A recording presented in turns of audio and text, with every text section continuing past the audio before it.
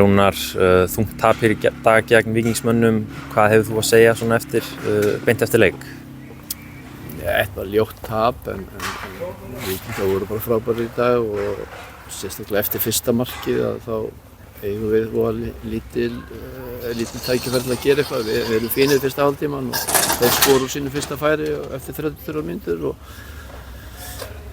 var kannski fúll að þeir færu inn með 2-0. Þeir skora 2 mínútur fyrir hálfleik og maður hefði viljað fara inn í hálfleikin bara með 1-0 á bakinu og geta þá reynda átt auðveldara með að laga hluti og breyta hlutum og gera betur en þeir skora rétt fyrir hálfleik og svo skora þeir eftir 5 eða 7, 8 mínútur síðar hálfleikum 3-0 og þá missum við aðeins hausinn, öll von farin og við bara erum í rauninni aldrei líkir sjálfum okkur og við erum alltaf rægir við að fara í návíi við þá og Víkingar át okkur bara út allan völl.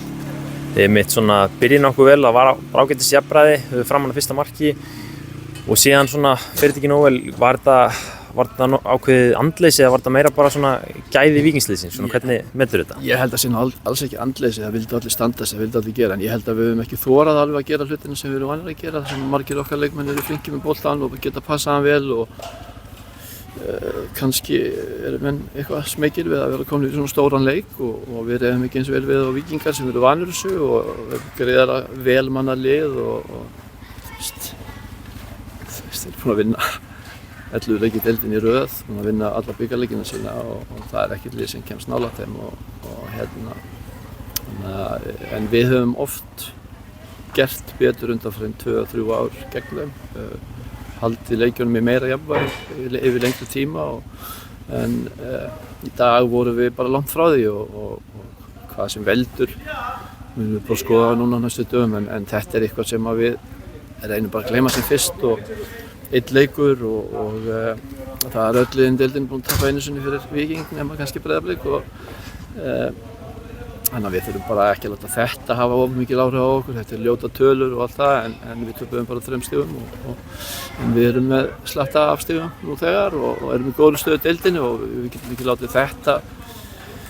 stoppa okkur í því að halda áfram á okkar vegferð og reyna að halda áfram að gera vel og reyna að halda okkur í efri hlutunum og berjast eitthvað. Símon Tippling, búinn að vera glíma með meiðsli, spilaði rúmar 10 seinasta leik, tekur hálfleik núna. Hlýtur að vera sterkt að vera endurheimta hann aftur inn í liðið? Já, hann er búinn að vera heill fyrir síðustu 2 leiki en ég meina Freyr er bara búinn að spila frábærlega og taka honum stöðuna eins og staðan er og Ægir sem kannski gekk ekki alveg til skógar í dag og maður sá það á hann var tæpur fyrir leikinn og tók hann út að snemmi sér áleik þegar staðan var eins og hún var en Simon er náttúrulega bara þarf að berjast fyrir sínu sæti og eins og allir aðrir. Það er mikil samkeppnisstöður og þeir sem hafa komið inn hafa stigið upp og gert vel. Róbert var sennilega minn besti maður í dag, ógnaði þeim trekk inn fyrir og besta sem ég sé frá honum í langan tíma. Þannig að en við þurfum að fá meira frá öllum og í dag voru bara allt of margir sem voru langt undir pari. Eins og segir þá eru þið auðvitað með mikið stigum þrátt fyrir svona slæmt tap í dag. Hvernig ætlar að sjá til þess að þið mætið bara fullið sjálfstraust í næsta leik? Við bara þurfum að ræða saman þessa hluti, við gerðum það strax núna inn í klefa og við þurfum bara að gleyma þessum leik sem fyrst og draga lærdóm á honum og svo þurfum við bara að reyna að koma okkur á lappir aftur og undirbúa okkur vel fyrir næsta leik og það er erfitt að fara upp á Akranesi í Hákonarvöll og þeir eru hörku góðir þá þeir hafi kannski byrjað aðeins að vera en menn héldu við þeir eru á uppleið og það er alltaf erfitt að fara upp á Skaga og spila og við bara verðum að vera tilbúinir í þann slag þegar það kemur. Takk fyrir.